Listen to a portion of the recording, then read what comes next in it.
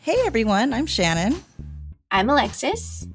and we are welcoming you back to another episode of Get Stiff.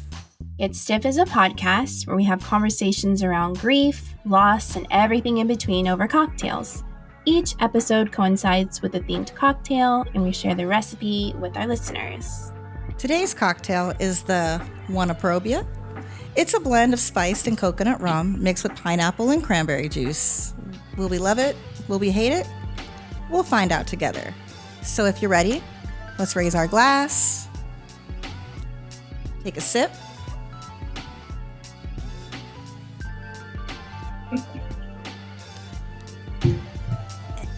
and let's get into it. Today, we're here with Leticia Vaca Williams, and let's get into my girl. Leticia is a trauma therapist and CEO and founder of Urban Health Group, Inc. And we're going to get into these credentials. We're just going to run them down because, my God.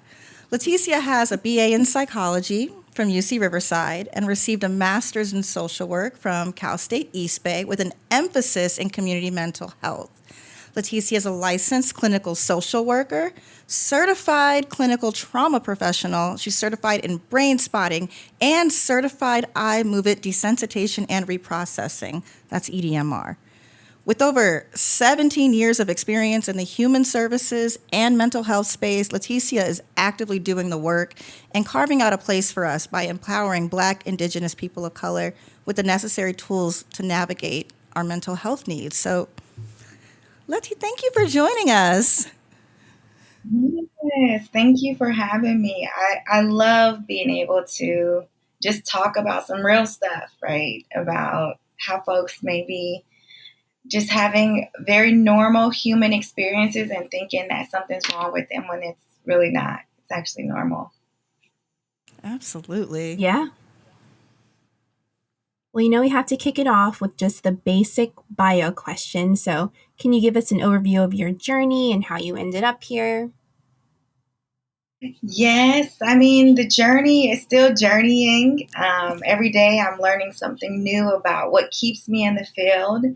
But my own family lived experiences really interested me in getting into healthcare, specifically mental health.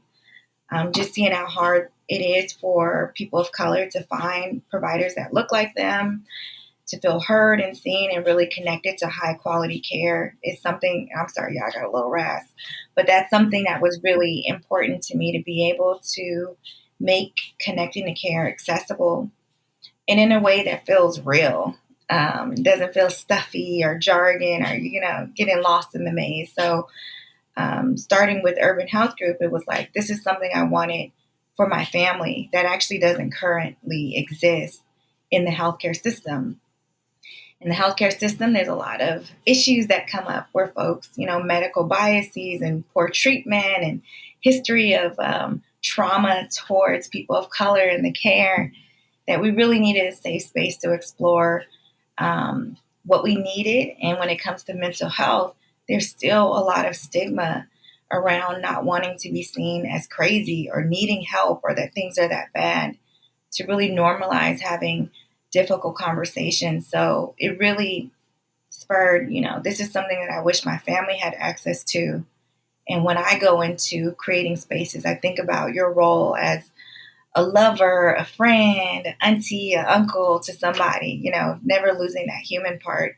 And so I'm really happy to create a system like outside of the system around how people can do preventative care and really, connect to care. And the journey is, like I said, the journey is still journeying. So having multiple family members with substance issues, mental health issues, it felt really real, really seeing the need and not being afraid to talk about it and not being afraid to really engage with the system to say, what are some better access points for us? And did my training here in Oakland at Highland Hospital and saw a lot of stuff and really saw that people needed more support beyond the hospital walls. So really expanding my clinical expertise to to provide psychotherapy in private practice. And I've been able to do a lot of cool things with therapy, talk to folks like y'all, go to community events, and do therapy in a way that I feel is necessary and fun and engaging. It ain't always fun, but for the most part, people get excited about um, life being better for themselves and having support. And so wanting to create a system where people actually reap the benefits of the work of putting more time and attention into their own lives. Gosh, you're so cool. Like, oh my goodness. Like the credentials and then just hearing you speak, like, oh my God, you're like really love what you do. You're so compassionate and caring. I can just tell from how you're speaking about things, which is fucking amazing, especially being a woman of color and wanting to provide that for people who are like us, Yeah. It's really special. So that's so Thank cool. Absolutely. I love what you said about, not finding a space that you needed. And like you said, your family didn't have access to that and you took it upon yourself to create that space. That's really, that hit home for me because it's a big part of what we're trying to do with the show. I think about my own experience. Alexis has had her experience. We both lost people that were very, very close to us. And I remember in searching for, because I went to therapy after my fiance passed, and it just wasn't hitting. And I tested out different support groups. I read the books, I did the work, and it felt manufactured. And so now that you're never really on the other side of grief or trauma, but I feel like where I've gone through as far as moving through it, I've learned a lot, and I've learned that I have the desire to create those spaces that didn't exist for me for other people. And so that really hit home because that's the whole point of this show, is to take these nuggets of wisdom from people who are giants in their field and present it to folks who may not have access or may not know where to get that information, coming from people who look like them, coming from people who've been where they've been, to just make it more manageable and not seem like it wasn't built for them. Yeah, there's still a lot of work that we need to do as professionals in the field around a number of things, access points. And it is hard to find someone that you connect to. And especially when you're like, damn, I need someone now, or like, nah, you're not getting it, right? And so therapy is meant to be helpful. And if you're with a provider where it's not helping, it is healthy to move on. But I get the frustration of, I'm tired of looking, or it's hard, or, there's so many loops you have to jump through. So I can see how it can be really difficult for folks to connect. So our intention, at least at Urban Health Group, is that we can help explore with you whether or not you want to continue our care with us. We can give you information and referrals with people that we've connected to that might be able to help you. So it's hard to need support. It's also hard to look for support, right? So we're not making this up. And it's newer in this generation that people are interested. There's less fear around it, but it's still a challenge, right? I have to be honest about that.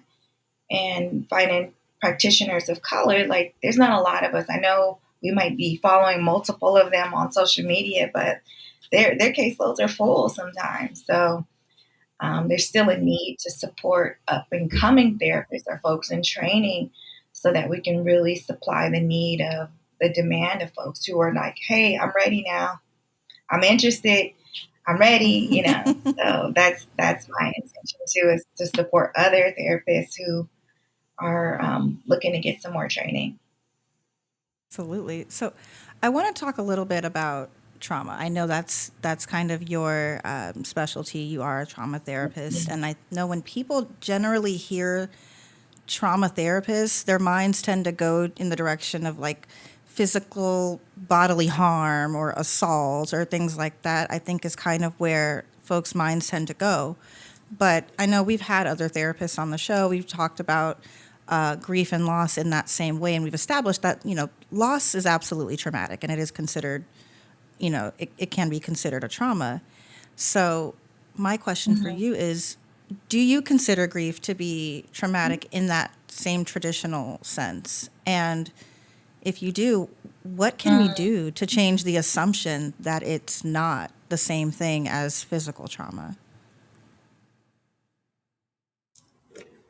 Okay, so it varies from person to person. Trauma and the grief experience, they're not necessarily synonymous. They're not, the same. I wouldn't use those words interchangeably. Um, Anything could be considered trauma, that because the definition of it, one of the simple definitions is like your emotional reaction to what you've seen, witnessed, or experienced. So, someone, a job loss can feel traumatic.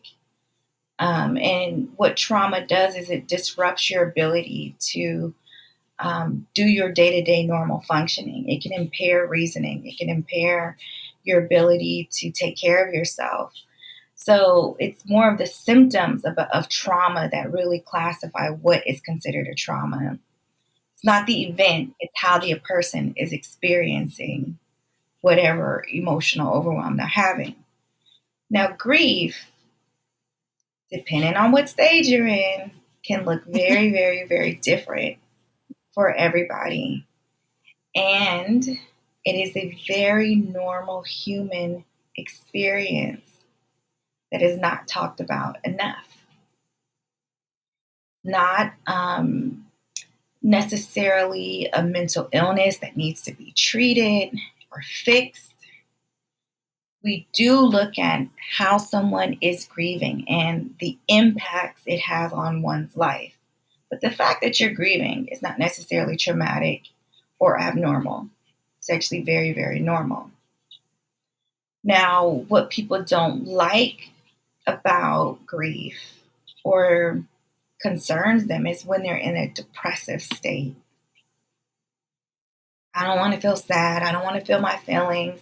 And so we start seeing what people are doing to really kind of distract themselves from experiencing that phase of grief. And there's no timetable around what a person may experience, and it could look different even throughout the day. So if you think about a sudden loss, like a recent loss, versus a loss that happened 10 years ago, or 20 years ago, you could still be grieving. And I could get into it, but like all my clients, no matter what, not all of them, but I would say about 70% of them, some elements of some grief of a loss of a person that still impacts their functioning today. And I don't typically try to change people's experience of grief, but to get a better understanding of where they're at in their grief process. Because your care will look very different if you're in shock, or if you're in denial, or if you're accepting, or if you're angry or depressed. Your care and your grieving process will vary. But my biggest role is to really normalize that it is appropriate and normal to grieve when you have experienced a loss. And it will take different shapes and forms for everyone. I'm personally not someone who grieves in front of other people. I grieve alone.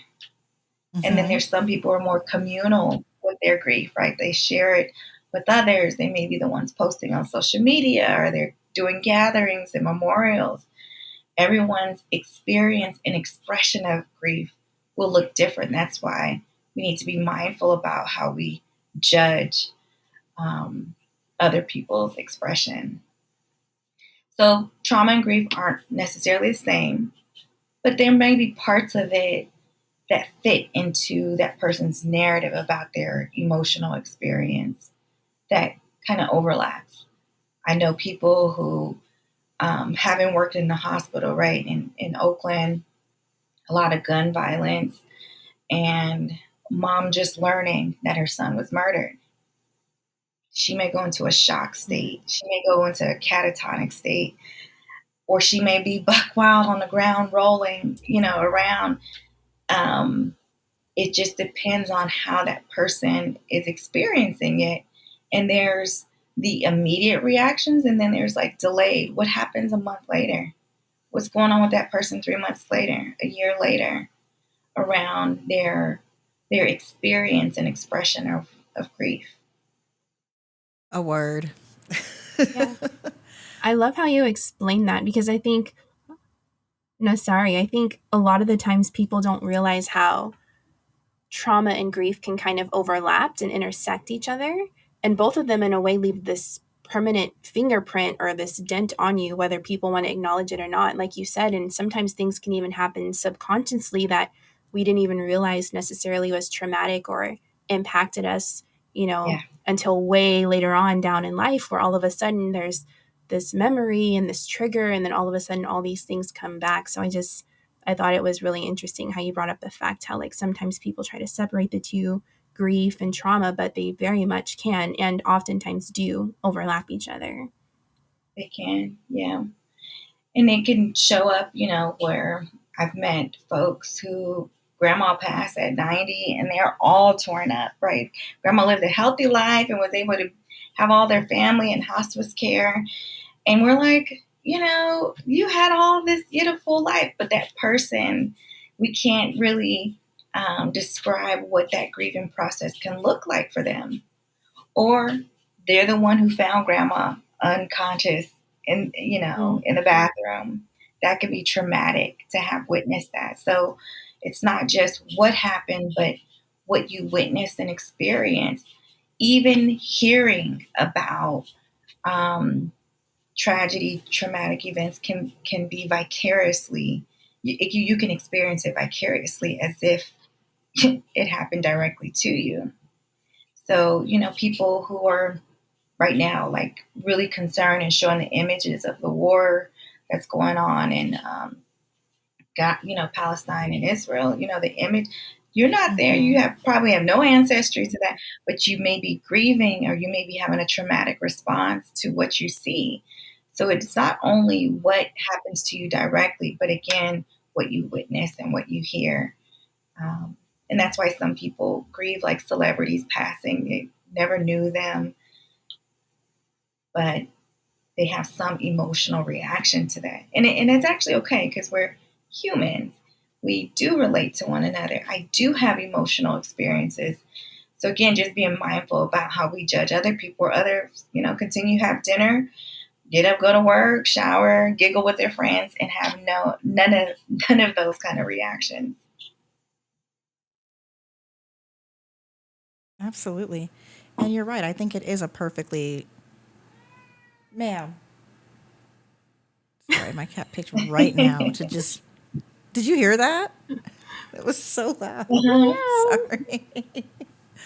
Sorry. But I do really love what you said, just even about how, you can grieve people you've never met, in terms of celebrities, or just empathizing with all of the loss that's happening with all of these families. And even in terms of every time someone, is killed by the police, even, where it just hits very close to home, even if you didn't know that person, and how all of those images, just how all these images of children, Palestinian children that have been killed, or images of, brown bodies laying in the streets, and you're looking for a pick me up on Twitter or Instagram or something, and then these images flash across. That absolutely can absolutely be traumatic for people. And I know I've had to be like, okay, that's enough internet for today. Like, that's enough internet for today, because it definitely it hits hard. And we're not it even does. talking It hits hard. about the stuff that happens to you directly, right? Your own anniversaries and memories of people. So it gets really complex because it gets layered, and sometimes folks have a different tolerance for it, and so they may find themselves in like longer periods of depressive states where they start having existential crises, like what's the point? Is there anything good going on in life? And so that's where we look at the traumatic responses that can develop, especially with folks who have had multiple losses, maybe directly, in their life over a short period of time. I have clients who lost multiple family members within like a 3-month time span due to COVID, or and they didn't have time to grieve. And here it is 3 years later, and they're like backlog of emotions that have not been attended to because life don't stop, bills don't stop. Sometimes people do stop. And that's the part that becomes concerning when they stop going out the house or socializing, or you see, and again, these are normal things too, but we want to kind of monitor it where maybe they're not taking the best care of themselves, or they're overusing some form of substance, or overworking. That's a big one too. People who find themselves, the good things, right? There's socially acceptable things that we can overdose on. Like, I'm a volunteer for every event, or I'm going to work those extra hours. Yeah, Shannon. Well, read me, damn. I'm just saying, there's some socially acceptable ones that we get praised for. Mm-hmm. Oh man, no, but that's exactly what I did. So I took a leave of absence from work when Matt passed away. I took 90 days off, 60 days off, something like that. Longer than was socially acceptable in the funeral industry. And had I not had the connections that I had at the time with the company that kind of showed me the ropes and were like, hey, this is what you need to do in order to be able to get your time and all of that. Because they expect you back in the office 5 days later. And there was talk of, well, I mean, you guys weren't technically related because you weren't legally married yet. I mean, we were 3 weeks away from our wedding. Yeah, they want to get technical. But thankfully, I had a lot of people in my corner that we worked it out. But I remember I took the time off and I went back and I went into like focus overdrive mode, and it got to the point where that job landed me in the hospital, and I really had my body had a physical response to all of the stress that I was under, and I turned like my 33rd birthday I spent in the Kaiser ER because I was just so overwhelmed. And I mean, physical, I was covered in hives. I had a fever. They couldn't figure out what was wrong with me, testing me for everything, couldn't figure it out. And it finally came to, after going back and forth with navigating that hospital maze, I ended up going back into urgent care, and I met there was a black doctor who walked out, and I saw her immediately. She came out just to call my name from the sheet, and I saw her, and I just started sobbing. And her name was Dr. Latasha White. And wherever you are, I hope you are having the day you deserve. You are a queen. And because she was like, we don't know what's going on, but we're going to figure it out today. And we did. And she did. And I was there for like 6 hours. But she was just a godsend. And like, I truly believe she was sent by God to care for me that day, because I had been in and out of Kaiser, and it was awful. But to my point is, that was exactly my response, because I wasn't happy with the therapist that I had at the time, which I did break up with her. I ended up breaking up with her, and she was very sweet about it. But it was just kind of, I was trying to find ways to fill this void. And it was definitely, especially because what I do for work, I thought that I'd be putting more good, I will get better by helping other people. And that was exactly the mindset. And I burned out bright and fast. Oh, yeah. Oh, yeah. And part of helping people learn their trauma responses or the way they grieve, that's something that could be discovered in therapy. So I have highly functional folks that maybe, are not emotionally overwhelmed. They're not super tearful, but they got stomach issues. They got aches and pains, or they have persistent headaches, or they break out in hives. And so learning how you emote, sometimes it's not in your mind or in your thoughts or even in your day-to-day functioning, it's in your body. And so being able to attend to your system, I always think about like the mind, body. So the emotions and your thoughts can be different. And then how your body is feeling, that's one system. For me, I'm super functional. I tend to get like you, like hyper focused. I can distract myself, but my body will be like, right? And so when you know certain things about yourself, you can manage that to say, oh no, this I actually need to sit down somewhere. Oh, my stomach is communicating to me. I feel so tired. That's another complaint. Fatigue and tired. Doesn't matter how much I sleep. I didn't even do anything today, but that just persistent feeling of exhaustion. Sometimes an emotional exhaustion can manifest physically. And thank goodness it does, because it's communicating to us, slow down, stop, don't go further. It's okay if you, and with my clients who are actively grieving and are in a depressive state, I model that with them. And I always tell them what I'm doing. Sometimes I purposely will slow down the cadence of my voice when I'm talking with them. I'll have longer pauses in between how we communicate. We don't have to rush this thing. And part of my recommendation about what I want them to do, I was like, I want you to talk slower. I want you to walk slower. I want you to just think about the very next thing you need to do. Not the whole picture, just the very, and they're like, I'm going to lay down. I'm just going to go lay down. And when we slow ourselves down, then the body is like, thank you, because we've been thinking about the past, we've been thinking about the future, and we're not present. And the body says, okay, what about me right now? You didn't feed me. You didn't shower me. You didn't lay me down. You didn't give me water. And when we slow down, we can listen to those parts of ourselves that need care. And sometimes it's physical. It ain't even that deep. It's just go sit down somewhere and rewatch Martin and order your DoorDash and catch your phone on Do Not Disturb. And that's the prescription. Oh, absolutely. Yep. Absolutely. Yeah, I've definitely learned how to listen before it gets to that point. And, before sit down before my body sits me down, for sure. And it definitely is something that I actively work towards. That's one of my goals this year. Oh, you read me for filth. I feel very seen right now. I'm just Very saying. You should exposed. feel attacked. There's a I don't lot feel of people attacked. I who feel a do. little exposed, but Like, wait a minute. yeah, that's what Yeah, I say. and Just that's what read me happens. then. But learning That's what to happens in therapy.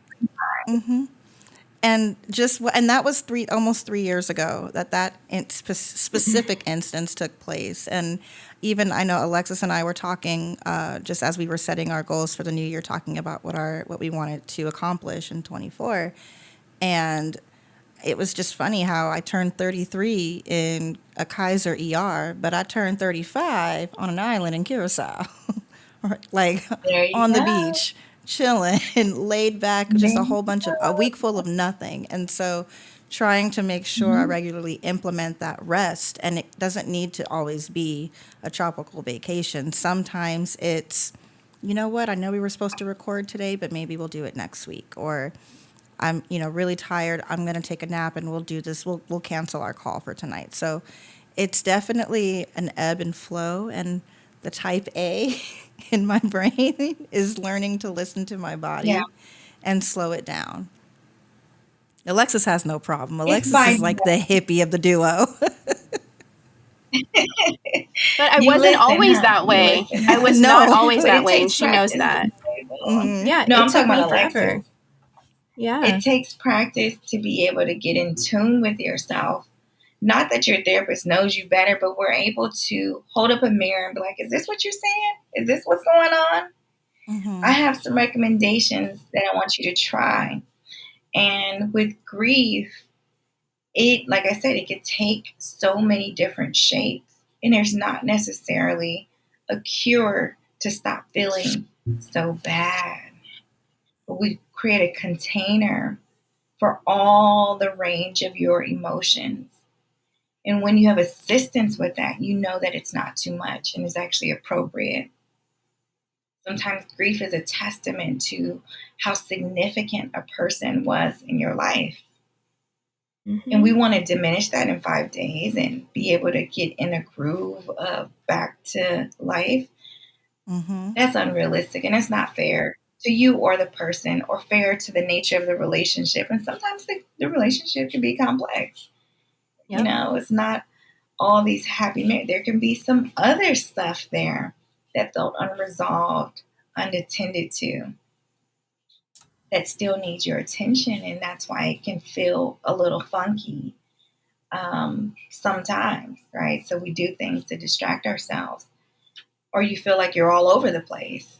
Sometimes folks describe feeling scattered, out of sorts. Well, yeah, something major happened. It did. It did happen. Now what? Yeah, and I think the thing is, so often we try to rush That's real. ourselves That's through the it, realest right? conversation someone can have with Yeah. themselves. It's to come to terms with the nature of the reality. And when it comes to the loss or death of a person, that's final. I was saying, what kind of questions or experiences do you see around folks like having a hard time grieving or understanding? Oh, um, Hmm. I would say Uh, by the time by the time folks come to us, right, in the funeral home, there's always been sort of a settlement, like a settlement period. So because you have, that moment when you learn that someone's passed away, right? And like you said, it could be someone goes into shock, or they could be angry, they could be rolling on the floor, being, inconsolable. But by the time they actually come into the funeral home, it's usually a few days later, and the dust has kind of settled a little bit. Not in terms of, oh, everything's all better, but I think people have kind of gone into either, at least in my experience, they've either gone into like autopilot, where it's like, these are these boxes Yeah. that I have to check, or there is a state of just like almost catatonic in a sense, where but I've learned to sort of, at least in my experience, the way I speak to people, I always try to speak to someone.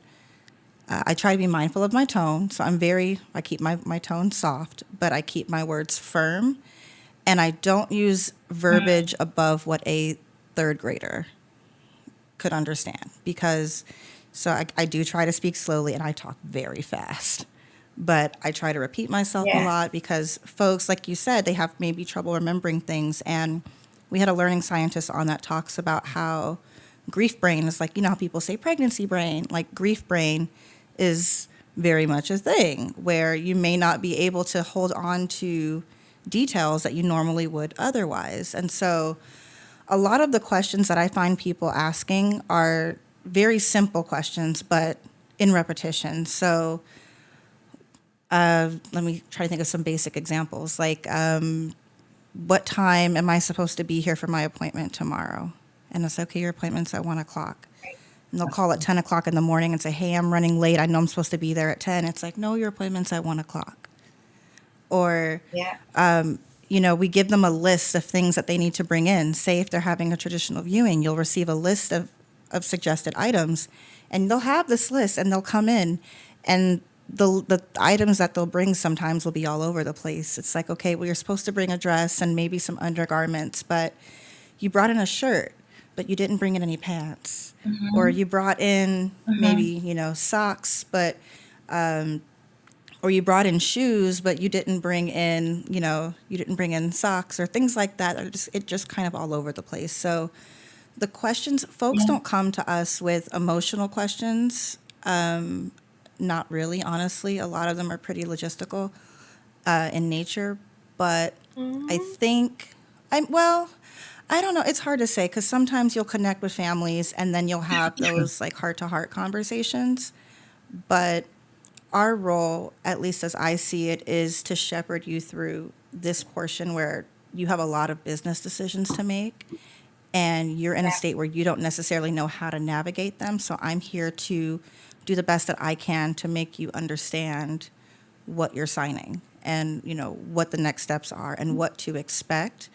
But I also very much know that I am not a therapist. So I try not to give Yeah. advice, but I do try to be Hmm. open and honest about my experiences when asked, so I don't impede on their feelings. But that was a very long-winded answer. Does that answer your question? No, it's perfect because what you describe is what continues on in their life when they go back to work, when they're at home, Mm-hmm. right? Tasks that seem to be like doable and normal become more challenging.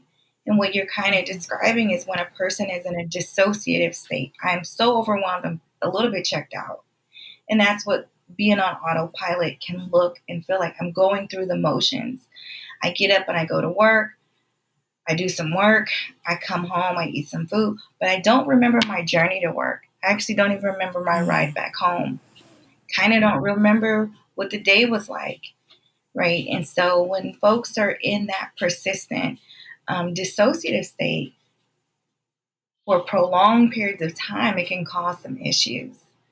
So the grief itself, the experience, the emotional expression of that is normal, but we start looking at now what is considered abnormal. Now I'm behind on work 3 months and I'm concerned about my ability to continue this, or my manager is on me, or there's these demands and I just can't keep up, and now I feel like a failure. So it's not just the trauma or the grief, but it's what else comes with that. And as we look at your daily functioning, well, I can't even laugh anymore. For folks who have children, that becomes a really pain point, is that I'm not even engaged in my own life. And I can't show up for my kids, or I can't show up for my partner or my friends. And they start guilting themselves. I feel like I'm failing at life. Look at what has come of my life because of what has happened. And I know folks who have lived years in that persistent state of dissociation, really being detached from their own reality and just going through the motions. So again, it's normal to grieve, but we look at what are the parameters around it, what becomes abnormal, and we look at folks' quality of life, how they're able to engage, are they actively participating in their life. So I always normalize the grieving process, no matter how many years it's been. But we look at what are some of the unintended consequences of not taking care of my grief, not getting the support I need to manage this really overwhelming experience. And sometimes it could be the day-to-day things, letting my boss, I've been really distracted. I need someone to help me with these assignments until I can get caught up.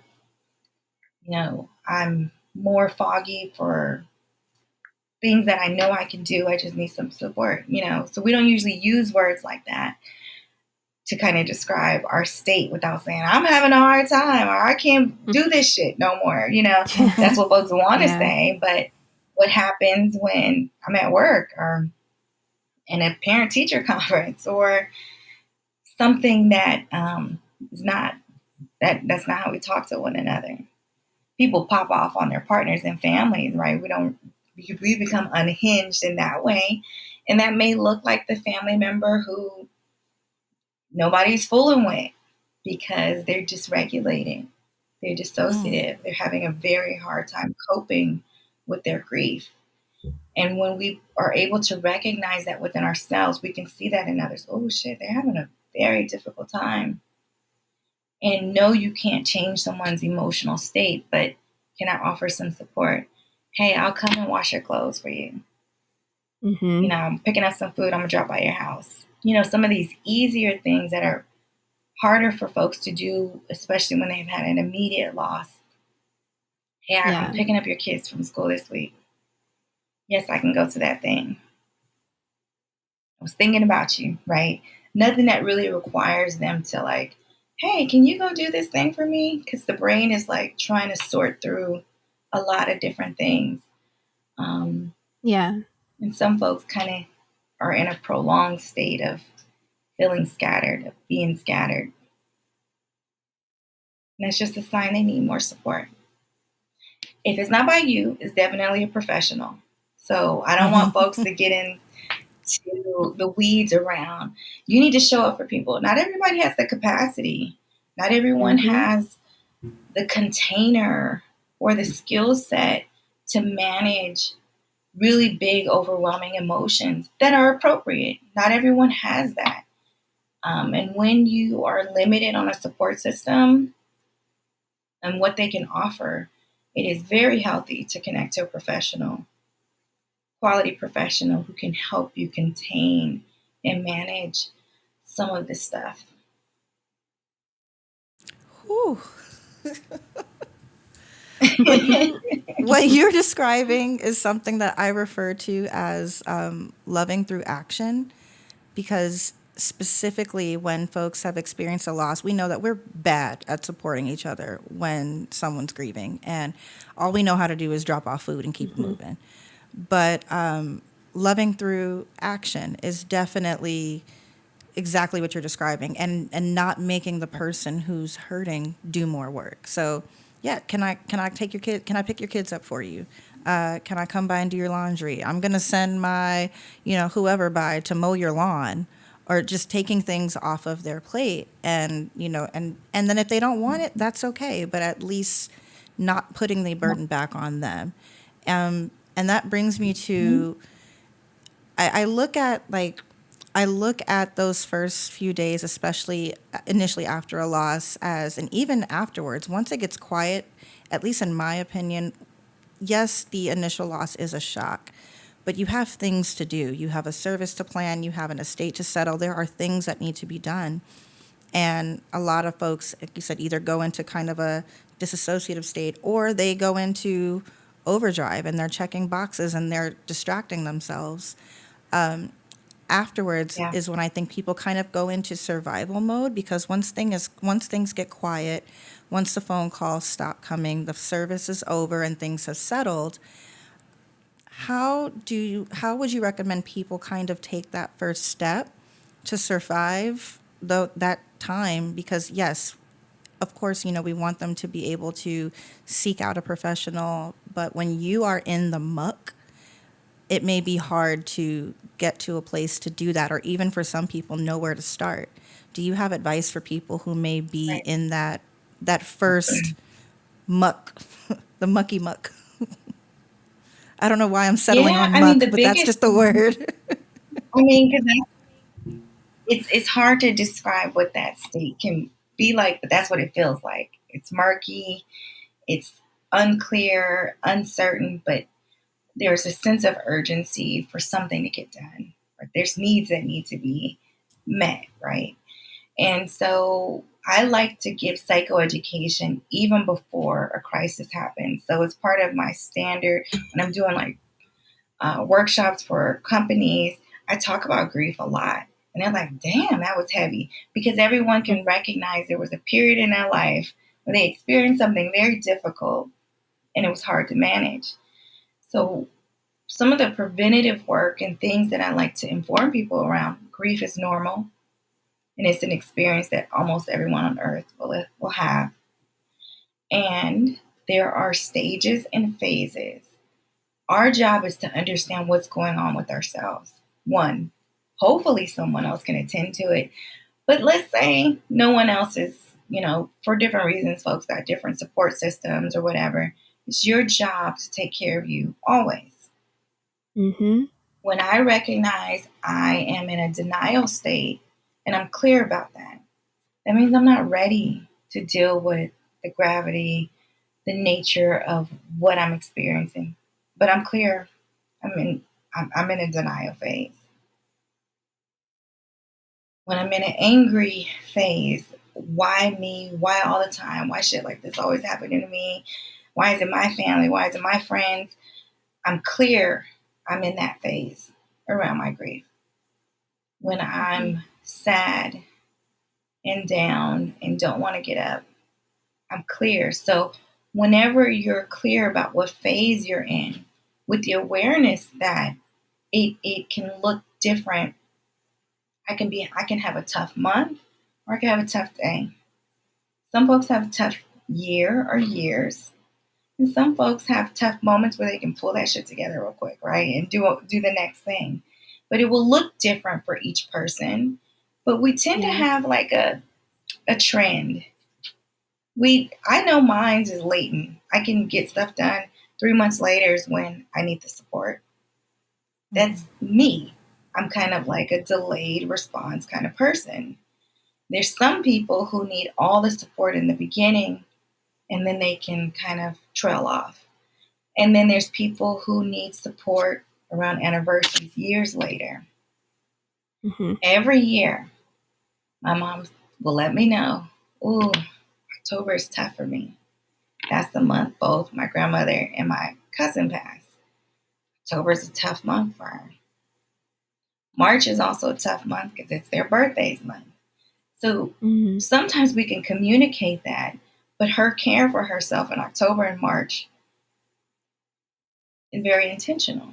Doesn't mean she's not going to be sad, but I know what's coming around the mountain, right? I know these parts of the years are more difficult for me. For some people, they may be not that aware. I'm like, why am I feeling like this? Nothing seems right. Oh shit, this is the anniversary. Oh, this is a time, right? There's certain things that can prompt a memory that can spur that grief up where it feels like it was the first time you felt it. Yep. And you be cool the rest of the year. Or sometimes there's just this persistent grief that hovers over some people day in, day out on their whole perspective of life. And that's why we can't really say it's one way. But the best thing that people can do is get clear about how they grieve, knowing that everyone does. Do I shut down and get quiet? Do I need quiet time and don't want to be bothered?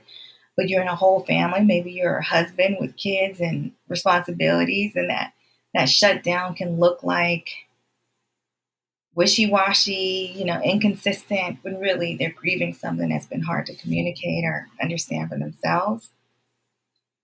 So sometimes sorting that out and knowing ahead of time, oh, this is my trend. Oh, this is what I noticed. Why do I feel angry all the time and I'm snapping at people? And, oh, because this thing triggered me. I have some friends, oh, I realized my dad would never walk me down the aisle. My significant other will never be able to ask for have these conversations. Yeah. That's real. And you can't change it. It hurts. Mm-hmm. How do you grieve? That's the question that I think everyone can benefit from asking themselves. How do I grieve? Mm-hmm. And what do I need to care through it? I say, I'm not going to change it when the client says, well, I think it's my grief. Yeah, I think so too. But I'm not going to change it. Well, what do you need right now? Yeah. I'm not going to stop it. You said, I think so too. I actually don't. Can you just fix it? No. We're not going to fix it. Yeah, there's definitely not an off switch. There's definitely not an off switch for sure. As much as we wish that there was, wouldn't that be nice? Sometimes, you know what? Sometimes I wish there were an off switch, and then I think I'm good. And then certain, it's about identifying your triggers. There are certain, especially in that first year, you don't know. You don't know until you know, and then you can shift and adjust and better prepare and care for yourself. I love what you said. That's what your mother does. Like, she is very intentional about, okay, this is a rough time for me, and these are the things that I need to put in place to care for myself during this time. And then how to support and be there for her in a way that makes sense for your family. And I think that is beautiful. But I love, of all of the tips and tricks and things that people have given over the interviews that we've done, I think this is the first just ask yourself how you grieve and check in with your body and where you are. And that is, it seems so simple, but it's Yeah. very beautiful. It's very profound. And yeah, thank you for that. Yeah. I mean, these are not questions we're taught to ask ourselves, let alone ask someone else, but we're expected somehow to just get it right. We're expected Mm-hmm. to know how to help other people. And what I will say about like community support, there's not like a long history of being able to have the tools to support other people when you may be in community with people who got a bunch of stressors or a bunch of traumas or a bunch of losses themselves. And so sometimes our support systems are just limited in what they can offer, not because they don't want to, they may not have the capacity. And maybe they do for just a little bit of time. And we don't want you to go without support. And so sometimes you may get that from coworkers. You know, I've with your coworkers a lot, and they probably know more about your business than anyone else. So sometimes we get support from unsuspecting places around some of our greatest challenges, and be open to that. Um, Again, professional support is another way to process, but also be heard without just saying, well, you never called your mama that much anyway, so why are you tripping? Or, people start Mm. projecting their reality and their opinions on you. And that's not always helpful. So, kind of having a Yeah. neutral place to process the complexities, because sometimes there's some anger towards the person who lost, who was Yep. passed. Sometimes there's some complex feelings, some unresolved stuff that can kick up. It's not always flowery and, you know, you'll always be in my heart. Sometimes there's relief that people get when they experience a loss that can be really confusing to kind of synthesize within yourself when you're trying to make yourself feel or grieve a certain way. Um, and therapy or supportive environments can allow you to just kind of expand into that. Say, yeah, but I don't got no one calling me fat no more. I don't have someone who's put me down, or I don't have someone who's treating me bad. Because sometimes we lose people who we've had a very difficult relationship with, and it's still painful.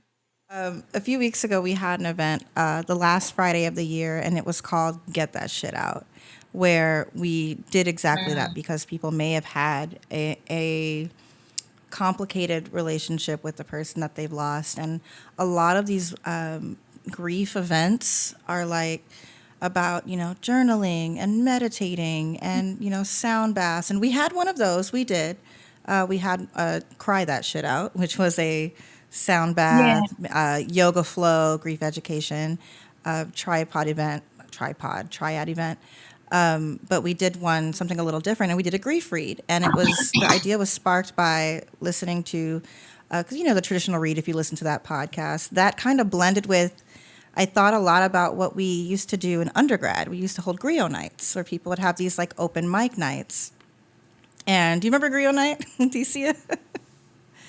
And those so are that was fun. kind of the idea, was to allow people to come and just share. And these events aren't recorded; they're virtual. It wasn't recorded, and people can come and share their experience and just get it off their chest. And we heard some really beautiful pieces that were written, and allow people to honor their anger and not be judged for it, to not feel like they were less than or like that they were doing it wrong, by allowing them to, if you want to if you want to yell at your dad for not having a will and not getting checked, and now you've lost him because he didn't go to the doctor, like, get it out. And there's no feedback, we aren't going to judge you, but it's a safe space just to get it out. And so that kind of reminded me of what you were saying in terms of just honoring where you are and recognizing if you're upset, people lose different people. Okay, Yeah, I'm I'm having sorry, like a Alexis. cough Go ahead. attack over here, but I'm Oh like, no. Are you yes, okay? yes, I am. I'm okay, but I'm having a cough attack. But part of it is there's power in having alignment with your authentic emotions around something. They are complex. It's not just one way. It's not just, I'm sad, I'm also upset because of the different circumstances that people have. Your expression, your experience is more textured than what we see on the surface level. And so when you are able to understand your grieving process, you're honoring your whole reality around what you're experiencing. And when you can attend to that, when you have the privilege to sit with, using this therapy thing, right? Sit with, to really stay present with what's going on with you right now. Sometimes I just need to voice my frustration, and then I'm going to be cool. There's power in allowing your words, your reality, to be released from your mouth, right? There's so many muscles and mechanisms that go into your voice in just producing voice. That when it's been suppressed or when I have to censor myself, it's you going against you, really. So when we think about the grief expression, it is as diverse, as complex, complicated. And so I understand why folks struggle with it. But when there's safe spaces to have the full range of your expression without having to be this or that, then you can be in full alignment with what's going on with you. Sometimes folks are just saying on something like, okay, yeah, I don't have anything eloquent to say, but I'm just validating that that is your reality and what you're experiencing. And I say, what do you notice in your body right now? I feel calm. I don't feel tension. And you have not been made to feel bad about what you're experiencing. You can still experience it without all of a sudden becoming a bad person. Nah, that's my reality. That's my truth. And I miss him. And it sucks that I never was able to ... Okay, yeah, I can handle that. Give it to me. Come on, right? And a lot of time it's just having that practice. And even now, right, because I work with people all the time, sometimes I have to preface things. I say, I'm about to vent, I'm about to complain, but I'm going to be okay. And that way it doesn't prompt people to be like, oh, no, I don't want you to feel, don't say that. No. I need to say this. And I would be okay. And I still love them. And I still miss them. And I wish they were here. And I'm upset, right? I even, at one point, just for my own practice, I lost both my grandmothers pretty early. I was young. One was 54, the other was 64. Mm. And I had frustration, like, why didn't you take better care of yourself? Why didn't you prioritize yourself? Like, I would have loved to have you in my life to be able to ask these questions. Why did you bend over backwards for people? Why did you? And I had all these questions, and I still voiced them. Whether or not they can answer, that's still something I needed to get out there. Everyone praised you guys for being martyrs. How come they didn't take better care of you? How come you didn't require people to be better towards you? Mm-hmm. Why did you do that? You know? So you could still voice your questions. You could still voice your frustration that still honors you and them, the memory of them, and how you wish they were here. It's not all one way. It can be all these mix of emotions at any given time. But again, your job is to take care of you. So if your grief is ruling your life, if it's navigating your life in a way that feels so disruptive and unhealthy and unfulfilling, that's a call to get some support. But just grieving itself is not negative or bad.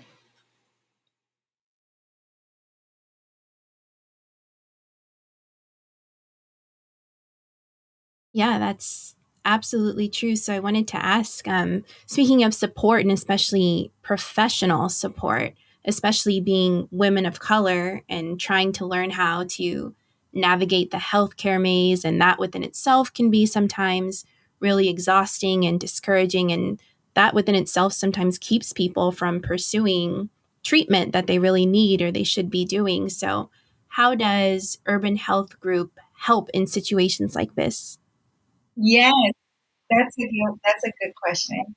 Part of it is preparing people to engage with the system and expecting quality care. So, what that looks like is we create customized plans on how to manage a medical emergency. Anytime you go to the ER, you're a stranger to them. They do not know you. And if you're not feeling well, it's not always easy to kind of give them a laundry list of everything that is going on with you. Same time, we know that people of color oftentimes get poor quality of care. So if you have a plan already that says, this is who I am, and this is the kind of care that I'm looking for, then it allows them to partner with you in your care. So these customized plans look like an advanced healthcare directive that I encourage everyone over the age of 18 to have. In the state of California, they talk, we think the default person is your parent. It does not have to be your parent. It could be anyone that you select that knows you best. For example, like having a really good emergency contact. We talk about all these things that we don't think about. Well, for a lot of people, it's their mom. My mama don't pick up the phone for unknown numbers.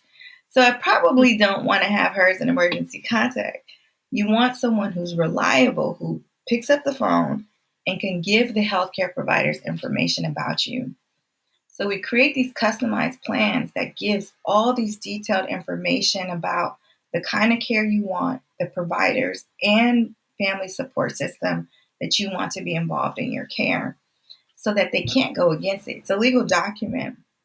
For the most part, they can't say no. And it really stops them in their tracks to say, oh, this person really cares about the kind of care they want.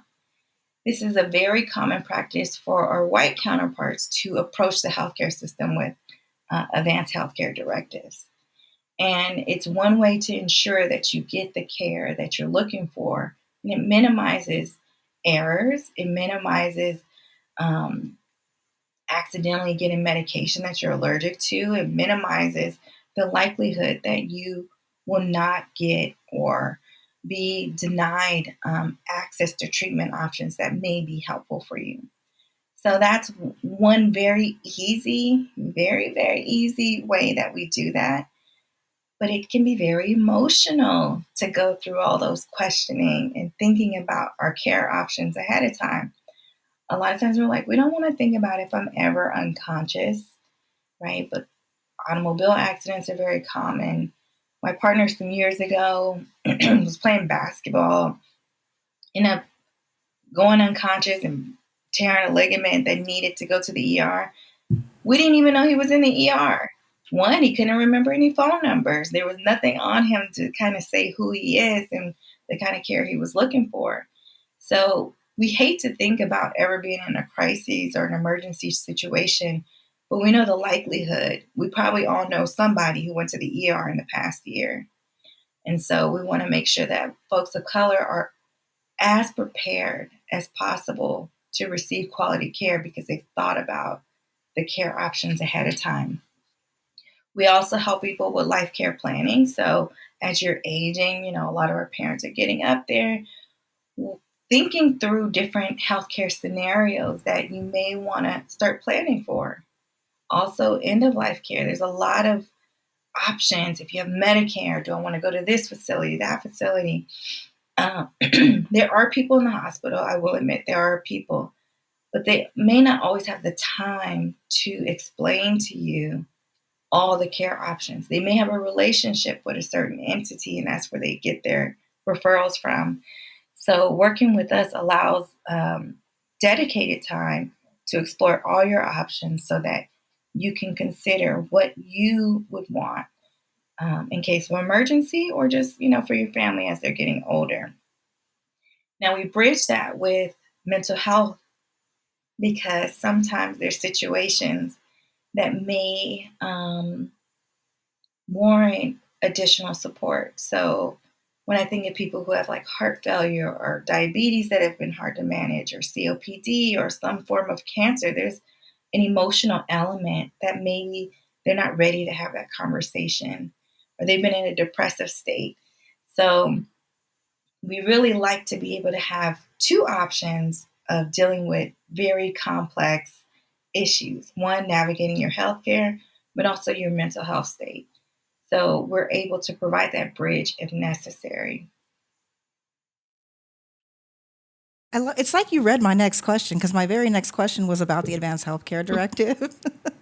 But you spoke to my soul, because a lot of people don't realize the importance of an Advanced Healthcare Directive. That also includes, there's a clause in there that says my agent has the right to make anatomical gifts, authorize an autopsy, and direct disposition of my remains, which is the person who makes the funeral arrangements. So we very much Right? champion having an advanced healthcare directive as well, because you're absolutely right, especially now that we're serving more, you know, more folks who may not necessarily subscribe to gender norms that their parents, want them to, or Mm-hmm. even now, they just added non-binary as a gender option on the California death certificate, like as of maybe a year ago. They just added it as an option. And so we're seeing, more and more folks who now you have the ability to pick whoever you want to be in charge. You're absolutely right. It doesn't Oh, default to yeah. your parents or your spouse or your children or whomever. You can pick your person to make sure that You could pick, what you want is taken care of. but the healthcare system is still kind of antiquated. If you're not Hmm. married, let's say you've been cohabitating for 11 years, they're still going to look for your next of kin to Hmm. say, well, I will let your mom or your children know. But if your significant other you've been living with is the person you want to be a part of that process, it needs to be written. This is really, really important for the non traditional family units, especially for LGBTQ or folks who are unmarried, to have these things in place, because I've seen it in the hospital. The fiance comes in and they won't give them no any information. And if there's some beef with the family members around some other stuff, that's when you start seeing the mess. And this can be actually a really smooth experience for a very difficult time, where you want the best folks to be by your side and not folks projecting their stuff. In a crisis, it's all about time and congruency, not what my dad wants me to do or what my sister Hmm. wants me to do. And I've had these conversations with my family. I assume because, I'm in the field, that they would all pick me. No, none of them picked me as number one surrogate decision maker. Not one of them. And, I had to like tuck my ego in. None of them picked me. And when they did make a choice, I was surprised of who they chose. And these are my family members. So you can't make assumptions, even for people that you know. Hmm. It's really helpful to not have people guessing, and to really think through what you would want, so that your wants are provided, especially when available. This doesn't even happen with married people sometimes. It's like, but I'm really close to someone else. I would really want them to be a part of it. We got to have a conversation about it. So it's not that people aren't having it, but there's an emotional part to healthcare. How could it not be? Right. And that's what I want to bring, the humanness back to our care, our healthcare, is that it's not so straightforward. And sometimes people need more time, and they need more highly trained individuals who have the capacity to help strategize and plan. Oftentimes they have like volunteers or just fill out this paperwork. We have one that's a lot more information and in depth about who you are as a person, not just do you want to donate your organs or not? Do you want life-sustaining treatment? Do you want IV liquids? Do you want, pain medications?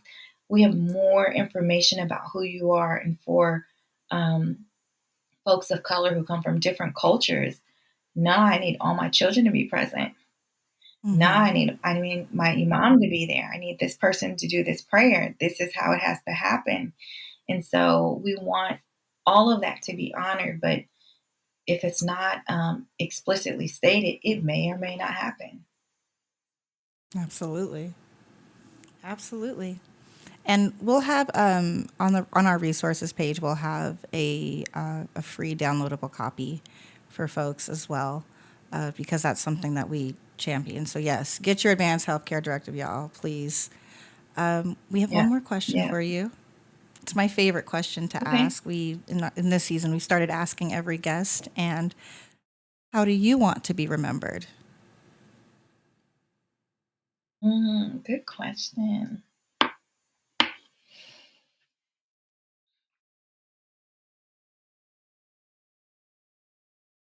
I want to be remembered as a person who tried.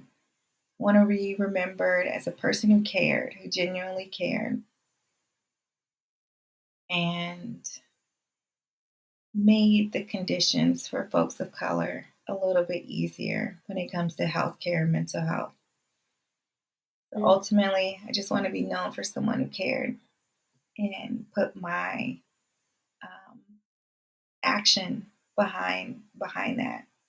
And this is a mission, a purpose, a calling that I know I can continue on for the duration of my life, right? It's not something that I just want to do now, but that a commitment I can keep because I care. I know what happened to my family, and I hope that conditions improve for other families as they are looking to live better quality lives and enhance their own well-being. It's possible for folks of color.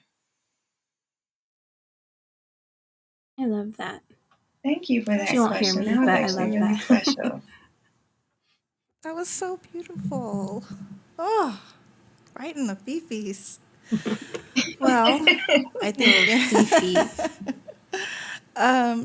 So, Leticia, would you like to first of all, thank you for joining us. Thank you for doing this. It's truly a pleasure. If y'all haven't picked up by now, we went to undergrad together, so I haven't seen Leticia in quite some time. And so this is just, it's so wonderful to see your face. Thank you so much for joining us. And would you like to tell people where they can find you? Yes, you can find me on LinkedIn, Leticia Vaca Williams. You can learn more about Urban Health Group and the work that we're doing in communities, with organizations, but also individuals at urbanhealthgroupinc.org. You can also follow us on Facebook and Instagram, same thing, Urban Health Group Inc. And we'd love to connect with you, even if it's just questions about what is possible and the work that we do. We love to be able to connect people and get them excited about being more engaged in their care. You are the center of your care. It is all about you. And so you don't have to shrink to fit the model. Let the system rise up to meet your needs. Thank you. Thank you so much. And again, as always, y'all know you can find me on Instagram and X at IDoDeath. Keep up with me at IDoDeath.com, as well as on TikTok as I.do.death. Auntie's trying. She's old, but she's trying. Get on the TikTok. And you can keep up with the show on Instagram at Get Stiff Podcast. And you can find me on everything at Death with Lex. And as always, this has been another episode of Get Stiff, Stiff Talk, Stiff Drinks. And we out. Thank you. Get Stiff is produced by Milan Reed. Do you love us and want to help others find the show? If you're watching on YouTube, please like and subscribe. For all audio platforms, please rate and review the show. It helps others find us, and we'd love to know what you think. Do you have a topic you want to hear us get into? A drink recipe you'd like to recommend? Do you have a story to share? We want to hear from you. Get in touch at getstiffpodcast@gmail.com or reach out on Instagram at getstiffpodcast.